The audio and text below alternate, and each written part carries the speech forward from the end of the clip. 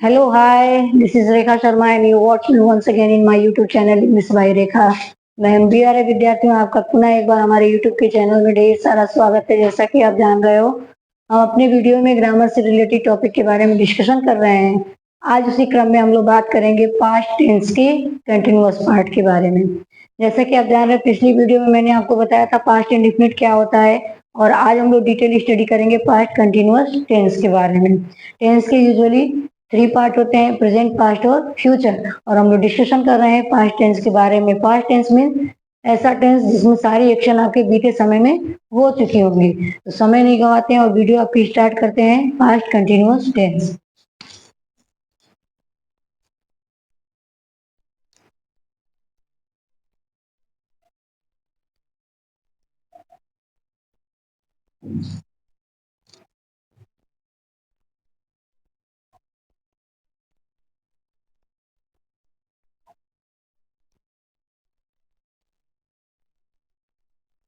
सबसे पहले तो आप पहचान जान जाइए।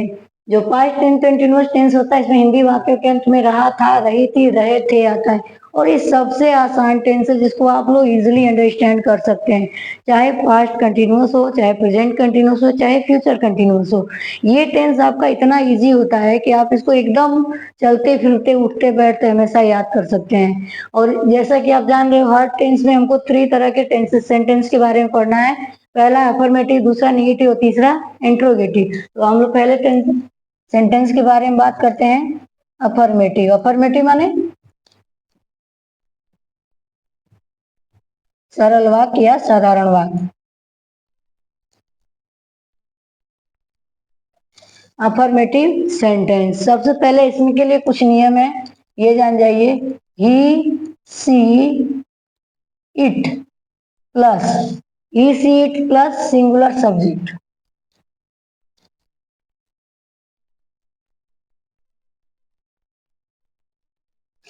सिंगुलर सब्जेक्ट के लिए हम लोग क्या याद करेंगे? Was plus V1 plus ING। उसी तरह से I, V, U, they. I, V, U और दे के साथ क्या याद करेंगे हम लोग? एक मिनट, इसको नहीं लिखते हैं, हम आपको फॉर्मूला बताते हैं। सब्जेक्ट, इसके लिए फॉर्मूला आपका बनेगा सब्जेक्ट प्लस वाज या were plus V1 plus ING और प्लस ऑब्जेक्ट। ये हमारा हो गया कौन सा? पास्ट कंटिन्यूअस टेंस हो गया। एग्जाम्पल के तौर पे एग्जाम्पल समझते हैं। He was going to his। अब देखिए, वाज हमारी हेल्पिंग वर्ब हो गई, ये हेल्पिंग वर्ब हो गई, ये हमारी मेन वर्ब की फर्स्ट फॉर्म में ING जुट गया, और बाकी हमारा फ्रेम प्रोसेस है। ठीक है। You were laughing, next example है।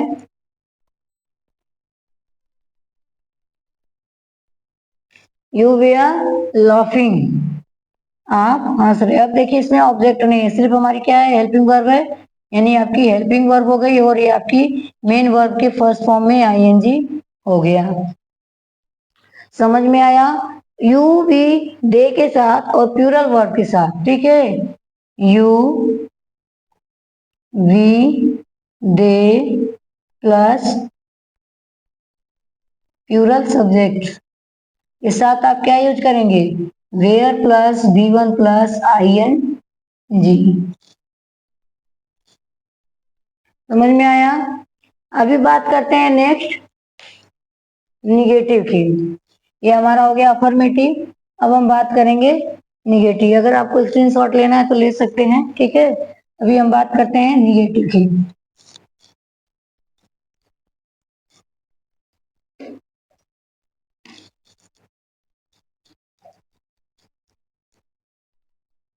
निगेटिव सेंटेंस, इसमें क्या आपका हो जाएगा?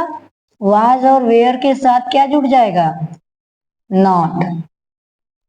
ये आप ध्यान में रखिएगा, बहुत आसान तरीका है। आप इसको चाहो तो एकदम अच्छे से समझ सकते हो। ठीक, अब इस तरह से जो आपका फॉर्मूला बनेगा, सबसे पहले आ जाएगा सब्जेक्ट, उसके बाद वाज या वेयर प्लस, वाज और वेयर के बाद याद रखिएगा यहाँ पे मेन वर्ब और हेल्पिंग वर्ब दोनों के बीच में नॉट लगेगा।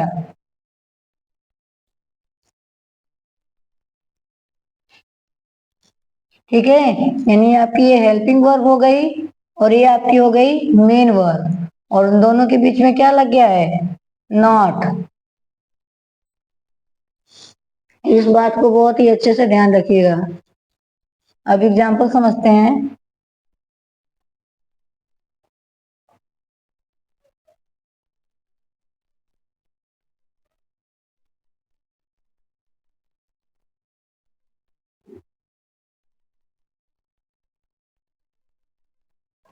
The bird were not flying in the sky. He was not making a noise. He was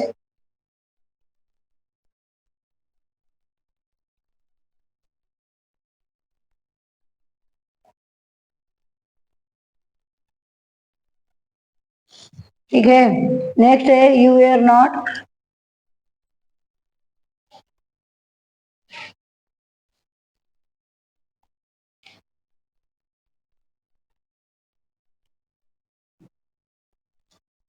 you were not crying loudly. समझ में आया आपको? अभी हम नेक्स्ट बात करते हैं इंट्रोगेटिव सेंटेंस की।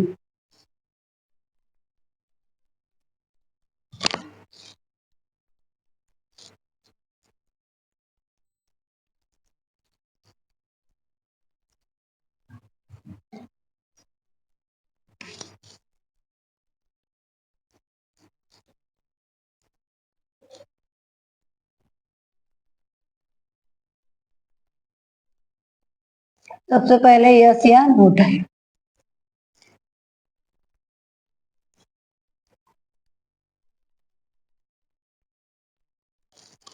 यस या नो टाइप सेंटेंस, जहां जिनका जवाब हम क्या कर सकते हैं, यस या नो में दे सकते हैं। वाज या वेयर, वाज या वेयर प्लस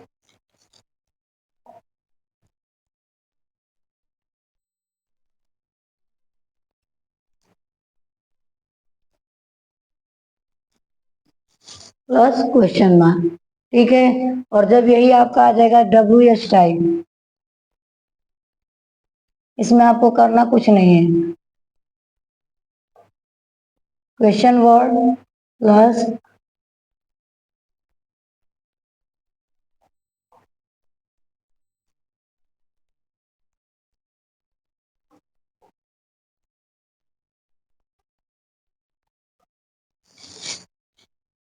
अब देखिए एग्जाम्पल के तौर पे समझते हैं। एग्जाम्पल के तौर पे लिखते हैं,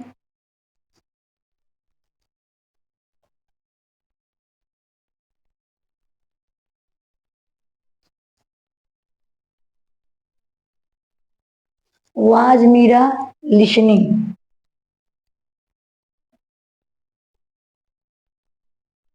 क्या मीरा मुझे सुन रही थी? इसका आप लोग जवाब सुन रही थी तो हाँ, नहीं सुन रही थी तो नहीं में दे सकते हैं ना।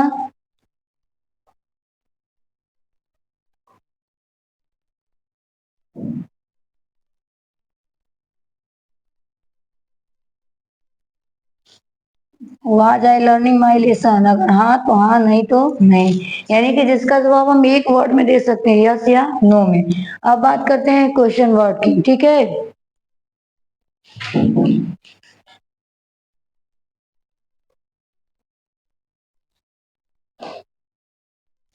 वेयर यू गोइंग स्टरडे, यानी तुम कहाँ कल जा रहे थे। इसका जवाब पॉसिबल है कि हाँ या ना में दे सकते हैं, नहीं ना।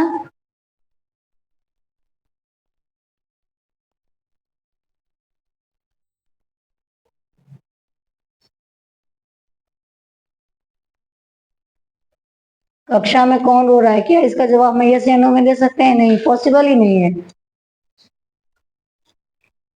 ये रहा आपका past continuous tense. I hope आपको ये बात समझ में आ गई होगी, आपने अच्छे समझ लिया होगा। स्क्रीनशॉट ले लीजिए। अगर आपको मेरी वीडियो अच्छी लगती हो तो please like share and subscribe to my channel. Thank you, good bye.